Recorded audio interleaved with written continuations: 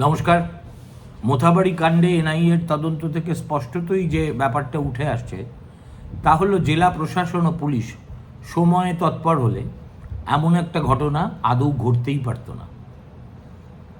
সুতরাং সুপ্রিম কোর্টে এনআইএর প্রাথমিক রিপোর্ট জমা পড়ার পরে যদি মালদার নতুন জেলা শাসক এবং নতুন এসপির ঘাড়ের উপর শাস্তির খাড়া এসে পড়ে, একটুও আমি আশ্চর্য হব না। এবং ঘটনা প্রবাহ যা, তাতে সেই শাস্তি মনে হচ্ছে তাদের প্রাপ্যও বটে। কেন বলছি এ কথা? দেখুন, গত 23শে মার্চ তারিখে এই বিচারকেরা কলকাতা হাইকোর্টকে জানিয়েছিলেন যে তারা ওই বিডিও অফিসে নিরাপত্তার অভাব বোধ করছেন, অতএব তাদের নিরাপত্তার জন্য কিছু একটা ব্যবস্থা করা হোক। চিঠি পাওয়ার পর হাইকোর্টের চিফ জাস্টিস নিয়ম মতো সেখানকার ডিস্ট্রিক্ট জাজকে পাঠান। ডিস্ট্রিক্ট জাজ সেটা ফরওয়ার্ড করে দেন ডিস্ট্রিক্ট ম্যাজিস্ট্রেটের কাছে। সুতরাং আগাম সতর্কতা ছিল না এ কথা আর বলাই যাবে না, কারণ এটা একেবারে রেকর্ডেড একটা ফ্যাক্ট, যে ফ্যাক্টটা কমপ্লিটলি ইনকন্ট্রোভার্টেবল। আজকে এনআইএর আধিকারিকরা জেলা শাসক এবং এসপি দুজনের সঙ্গেই আলাদা আলাদা করে কথা বলেছেন। যে আধিকারিক ডিস্ট্রিক্ট ম্যাজিস্ট্রেটের সঙ্গে কথা বলেছেন তিনিই আবার 2 ঘন্টা ধরে এসপির সঙ্গে কথাবার্তা বলেছেন, দুটো ভার্সন মিলে যাচ্ছে কিনা সেটা দেখার জন্য। কিন্তু সর্বোপরি এই যে বিচারকদের চিঠি এবং হাইকোর্টের হস্তক্ষেপ এবং চিঠি চালাচালি, এই তথ্য তো অস্বীকার করার অথবা লুকিয়ে যাওয়ার কোনো উপায়ই নেই। ফলে ইলেকশন কমিশন এই রিপোর্ট দেখার পরে যথোচিত ব্যবস্থা নেবে, এটা আমরা ধরেই নিতে পারি। এখন প্রশ্ন হলো, আরও একটা প্রশ্ন এর মধ্যে আছে, যেখানে কলকাতা হাইকোর্টের ভূমিকাটাই মস্ত বড় প্রশ্নচিহ্নের মুখে পড়ে যায়।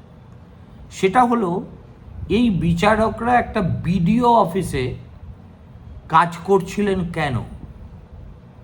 কে তাদেরকে এই বিডিও অফিসে যাওয়ার কথা বলেছিল সেটাও আইডেন্টিফাই করা দরকার। কেননা প্রথমত ইলেকশন কমিশনের পক্ষ থেকে হাইকোর্টকে জানানো হয়েছিল যে এইভাবে বিচারকদের জেলায় জেলায় পাঠানোর কোনো প্রয়োজন নেই।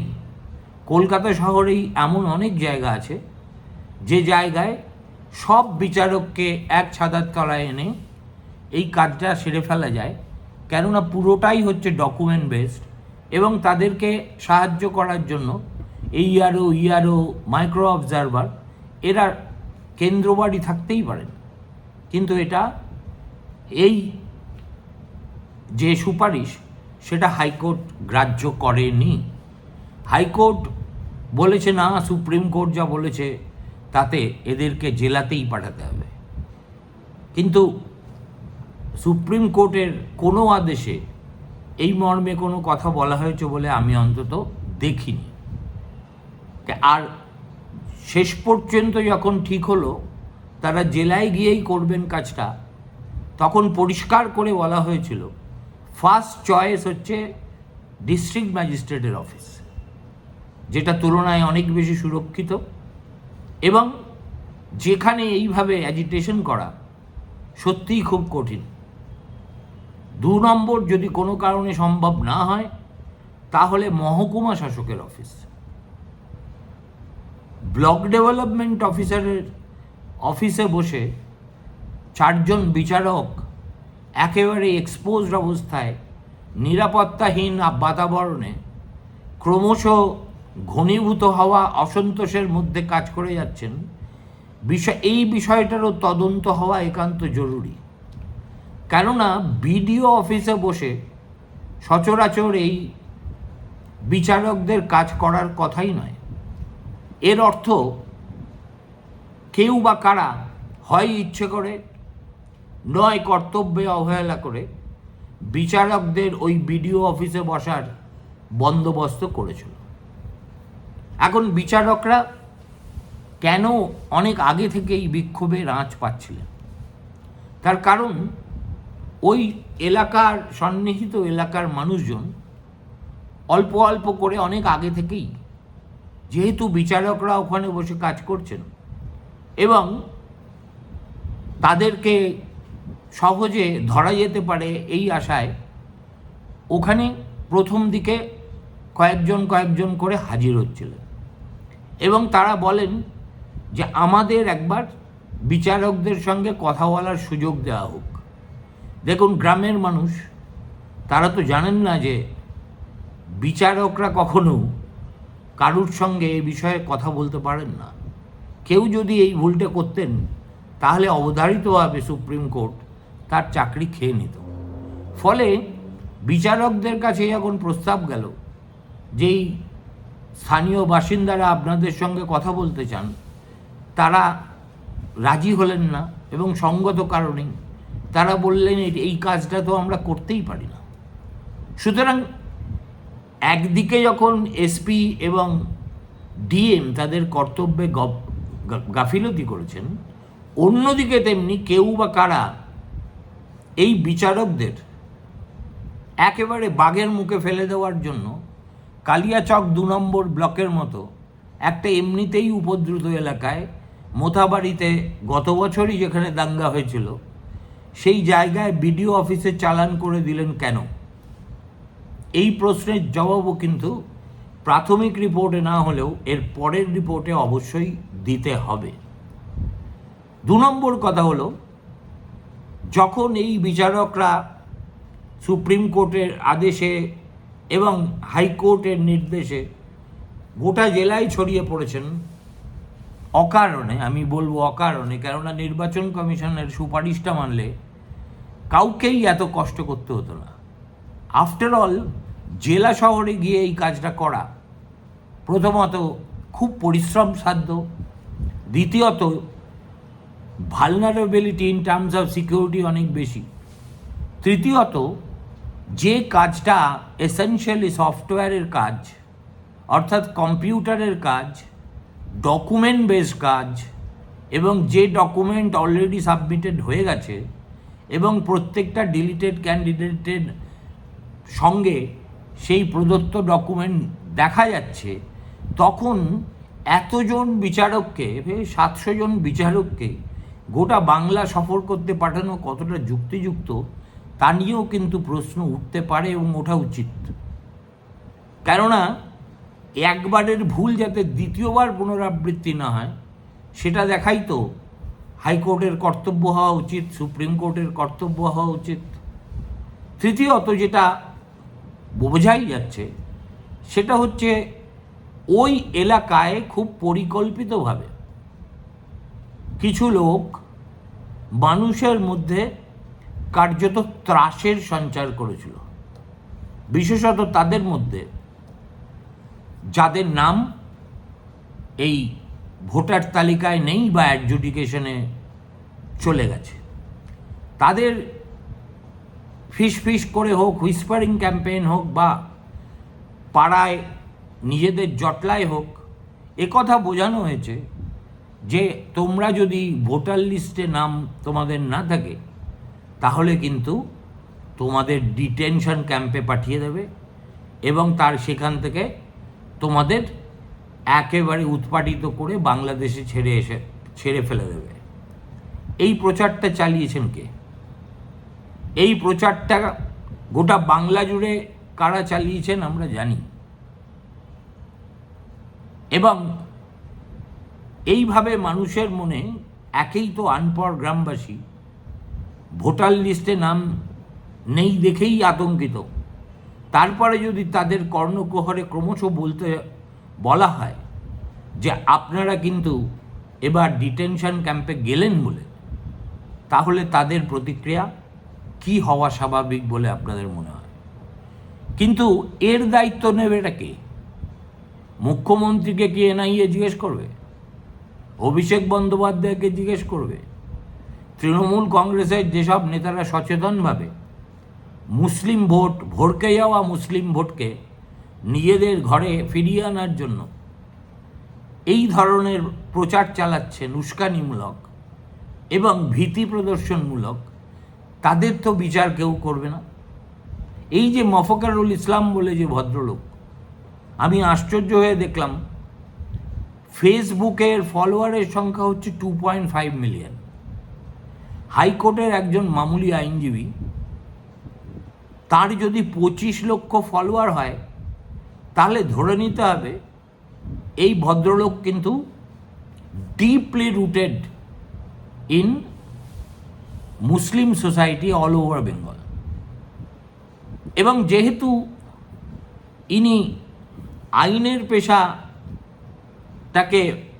ব্যবহার করে আসলে সংখ্যালঘুদের কাছে মেসায়া হতে চান, অতএব অনেকটা জাকিরের মতো তারও কিন্তু এই তল্লাটে বা উত্তরবঙ্গের বিভিন্ন জায়গায় প্রচারক হিসেবে একটা যথেষ্ট প্রতিপত্তি আছে।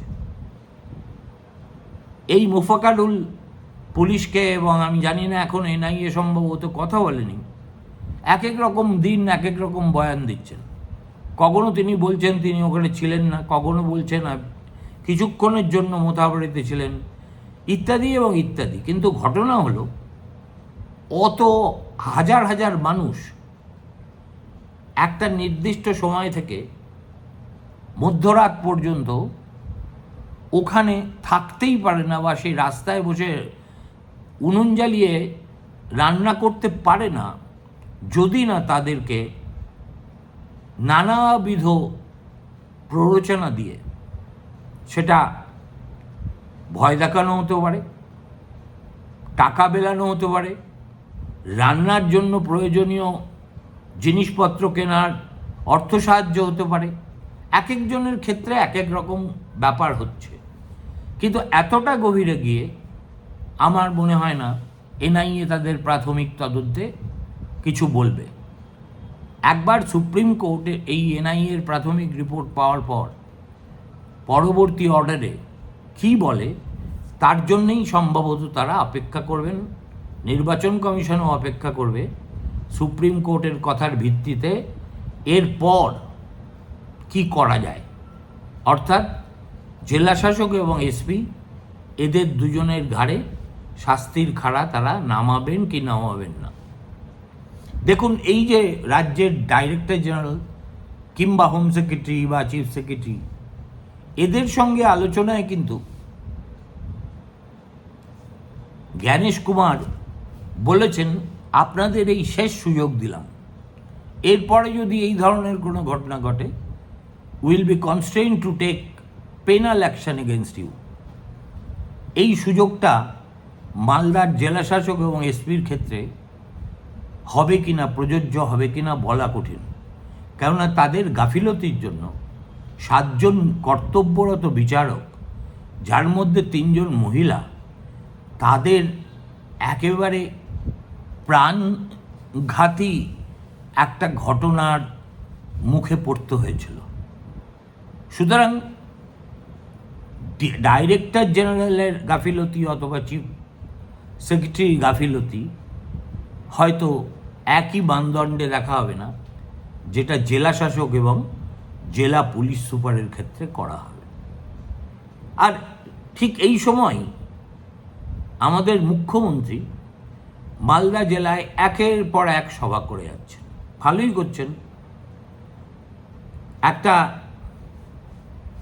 এমন একটা জেলা মালদা যেখানে তৃণমূলের কপালে এবার খুব বেশি আসন জুটবে বলে আমার মনে হয়নি, কিন্তু এই ঘটনাটা নতুন করে টিএমসির সামনে একটা সম্ভাবনার তৈরি করেছে, এবং সেটা এক এক দিন এক এক রকম ন্যারেটিভ দিয়ে মমতা বন্দ্যোপাধ্যায় বিষয়টাকে ব্যাখ্যা করছেন।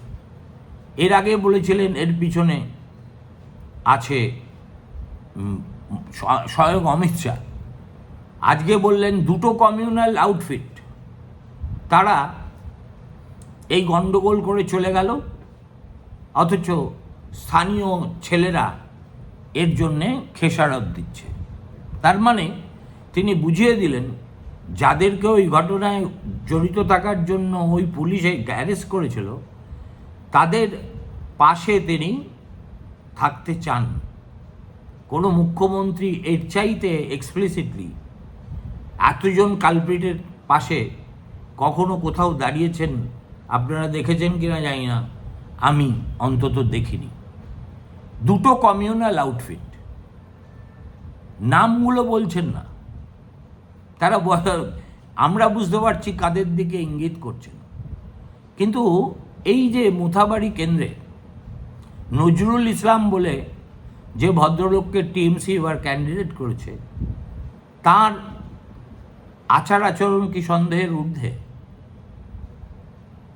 সেদিনকে যখন মোথাবাড়িতে ওই প্রলয়কাণ্ড হচ্ছে তখন আমার কয়েকজন সহকর্মী তাকে ফোন করেছিল। তিনি বলেন, আমি এখানে নেই, আমি অনেক দূরে আছি। হতে পারে। তারপরে যখন তাকে বলা হয়েছিল যে কিন্তু আপনি তো বিডিও অফিসে গিয়ে বিচারকদের বলে এসেছেন যে একটা নামও যাতে বাদ না যায়, বলছে হ্যাঁ সেটা তো আমরা করবই। সুতরাং বুঝতে পারছেন যে এই রকম একটা পরিকল্পিত গল্পে সবাই সামিল হয়েছেন, একমাত্র বিজেপি ছাড়া। কংগ্রেসও আছে, টিএমসিও আছে, আইএসএফও আছে, মিমও আছে, আর এই মোফাকারুল ইসলামের মতো কিছু ফোড়ে দালাল যারা গণ্ডগোল দেখলেই শকুনের মতো ঝাঁপিয়ে পড়ে, তারাও আছে। সব মিলিয়ে বিষয়টা এমন একটা জট পাকিয়ে আছে যে কখন আমরা প্রকৃত সত্যটা জানতে পারবো সেটা এখনই বলা সম্ভব হচ্ছে না। নমস্কার, ভালো থাকবেন।